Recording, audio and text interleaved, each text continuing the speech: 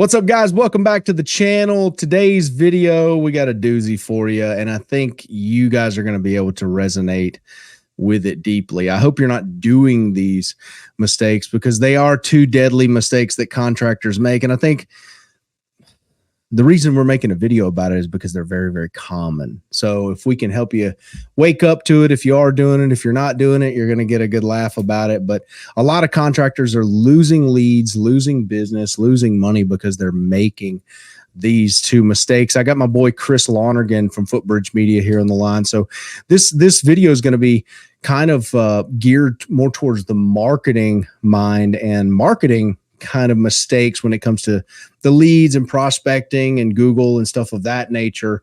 You know, maybe we can help cull some of these out of your tool belt to where you make more money in the long run. Before we jump into this video, if you're wanting to get a website done for your contractor business, these guys are the best in the business. They've been open since 2004, so right at about 20-year mark anniversary now for Footbridge Media.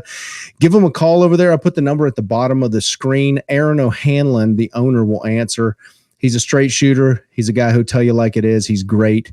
And you'll get the $199 deal if you mention Lean and Mean. That's me, and you'll save like $600 a year by mentioning my name over there. So go ahead. I'll put the link in the description and a link in the comments. After this video is done, go ahead and give them a call. What's up, Chris? How you doing today, brother?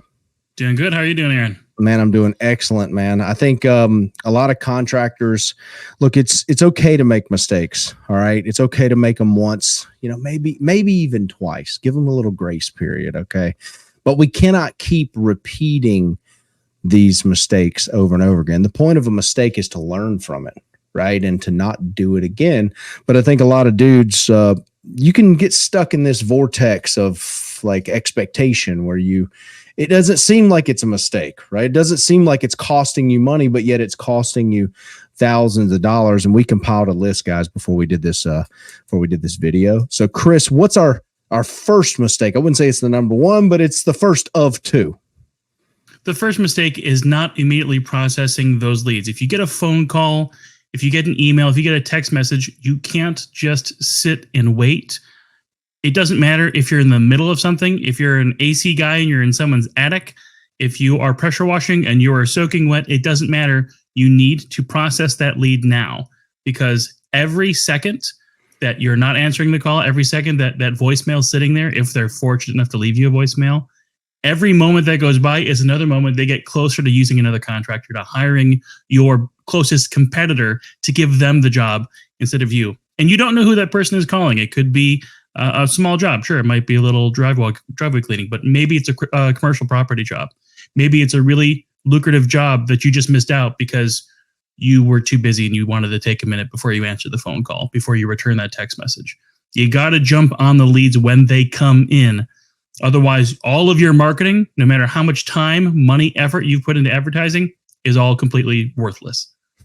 Dude, I remember when I was pressure washing, I'd have a call come in and I was soaking wet. You know, you're up on like one of those little like awnings. It's like you're in like the middle of the house. You're cleaning and you're cleaning like the TPO roof off. Call comes in. You're like, I'm just trying to get down off of here. I got bleach everywhere. I got to rinse this bleach off.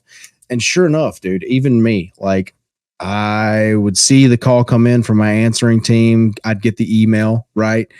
And I'd be like, I'll call them here in a minute. I'd come down off the ladder and turns out I'd forget. I'd get on something else. And it was 6 p.m. that evening. And I remember, and you're trying to call them at 6, they're not in the office anymore, and you lost the lead. They called somebody else. And a lot of times these leads, guys, you have probably like a 5 to 10 minute window. Maybe the faster you are, ideally you just answer the phone. Okay. Ideally. But if they do leave a message and you're lucky enough for that, calling them back that second is ideal. The customers, if you don't answer the phone, they go immediately to that next person in Google and they call, and they're going to call. They're going to go down that list until they find somebody, preferably who just answers the phone and gets them a quote, and preferably a price, right? They're trying to get to this place where that decision-making process starts happening as soon as possible. So if somebody says, hey, they answer the phone, right? You answer the phone, you say, hey, I'd love to come by. and I'd love to give you a quote. It'll be next Monday, right? And it's like Thursday right now. But then they call somebody else after this. Somebody says, "Nah, man, I can see your place right here. It's on Google." That falls under our flat rate here at about $4.95 for that place. I have a spot next Monday available if you want to go ahead and book it. And they book it with that person because the customer got to that decision-making process quicker. These people are not interested in like knowing you, and you're not interested in really knowing them. Like, they're very aware. The best customers are this way. They're interested in getting a quote, getting on the schedule, you doing the job, and now their house looks really clean. Okay. Chris, tell me that story of that one guy who you guys had. Yeah. So we have, so when you use Google Ad Services with us, we're able to call track because we want to make sure that we're doing a good job for you. And we want to make sure that we're tracking to see, is this a relevant call? Is this a good lead? We had a guy who got a phone call to do some work at a golf course. And obviously, golf course is a huge opportunity. The golf course was looking to replace the vendor they had used the last year. They didn't like him anymore. They're trying to get a new vendor. And this guy said, "You know what?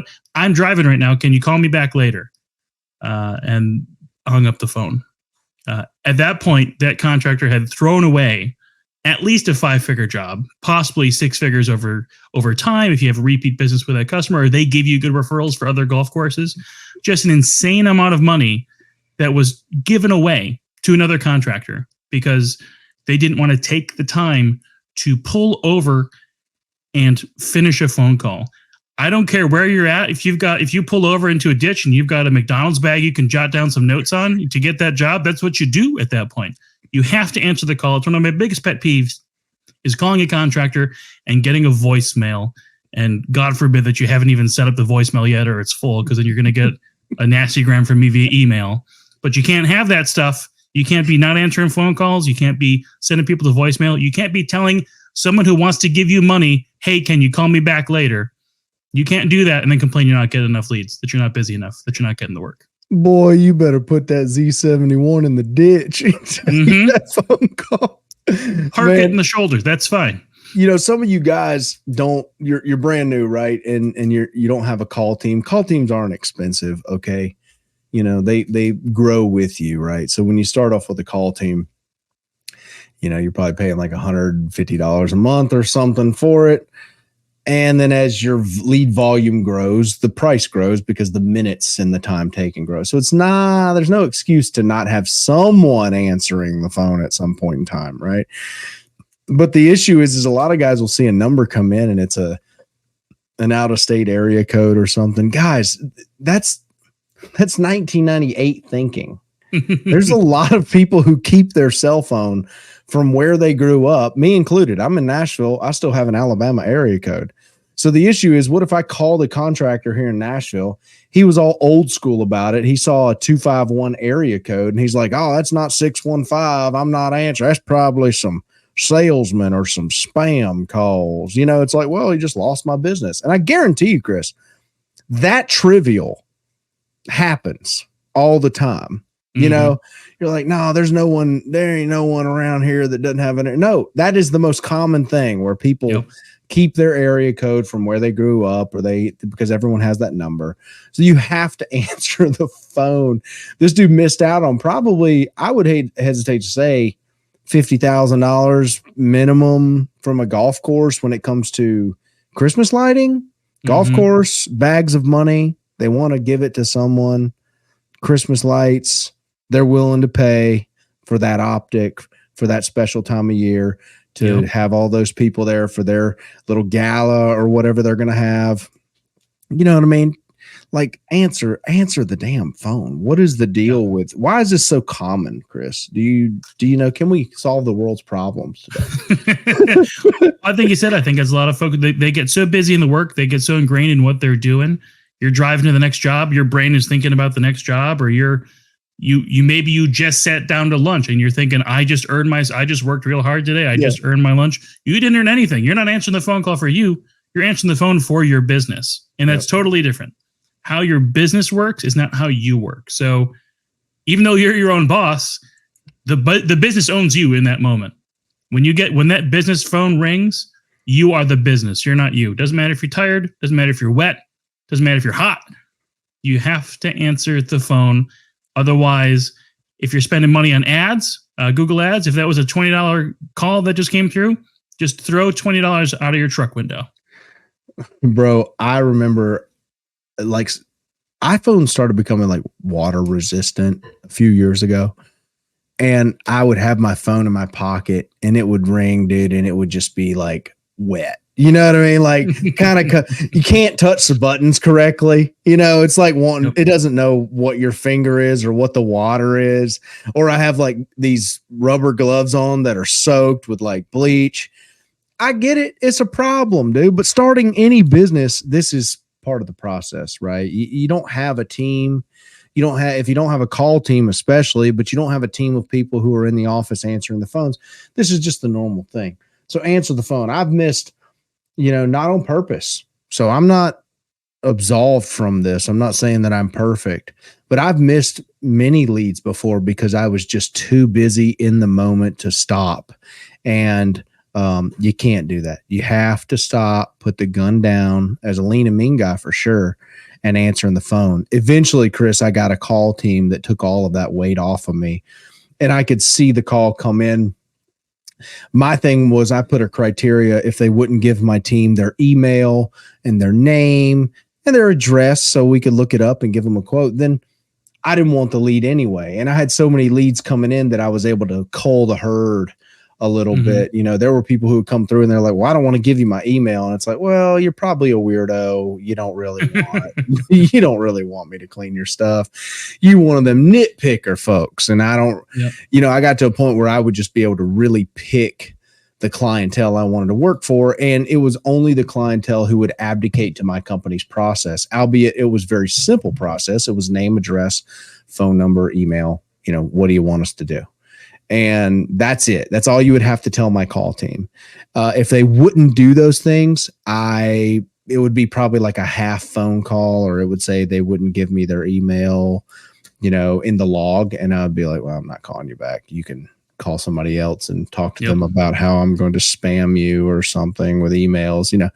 It was one of those things, but you got to have enough leads to be start being particular like that before you can pick and choose. Yes, that takes a good long while. So guys, I hope you enjoyed this video. 2 deadly sins, 2 deadly mistakes contractors make. These cost you money for sure, probably to the tune of how many thousands do you think the average company, Chris, this costs per month? These little mistakes. I mean, like this. To figure out how many calls do you miss? You miss 1 call a week.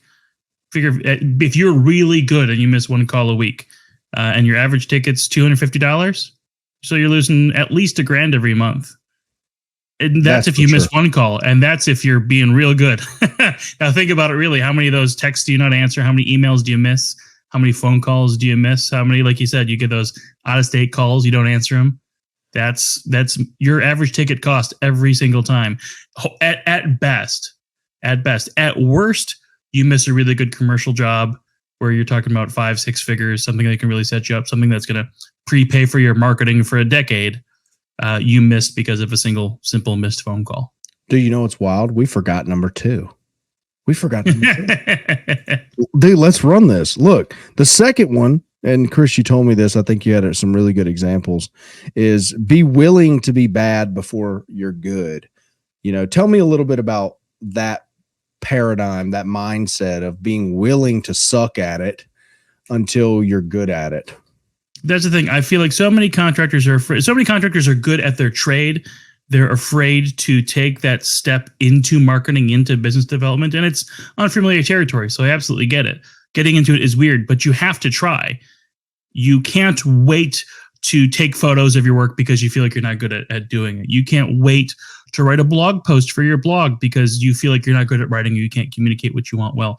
You can't wait to start a website because, I'm just a new business. I didn't really have enough money yet. I can't start a website. You have to be bad at it before you can get good at it. You have to earn the time on the job, and think about those 10,000 hours that everyone has to put in to become an expert. You have to start with that first thing. You have to start with that first picture. It doesn't matter if the first picture of your first project is bad. You still have to take the picture. You still have to post it. You have to put forward the effort to start pushing that block up the hill so that you can gain momentum over time. And that's what will make things easier. That's what will make you better at it, is you flexing that muscle, exercising that skill, and doing that thing that you're bad at now. That's the only way you're going to get good at it.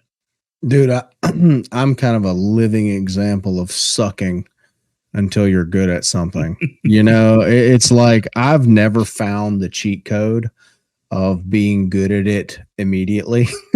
Like, nah, you want to learn it, it's going to be blood, sweat, and tears. But luckily, a lot of this stuff, guys, once you learn it, you learn, what Google wants, and you learn how to give it to Google, you'll start seeing massive returns, and it stops becoming hard. It's actually very easy. You just don't understand the information. You don't understand what you need to do. And Footbridge is one of those groups. They're going to tell you exactly what you need to do. After they build the website, they write all the copy. But when it comes to Google, your Google business profile and the main movers that you need to implement into your daily business life, right? It's only a few. You just got to do those little things every single day, get reviews, do some other things on your Google business profile. It's simple stuff, but a lot of guys, they never cut to the chase. It's the fog of war, if you will. They don't know which way is up.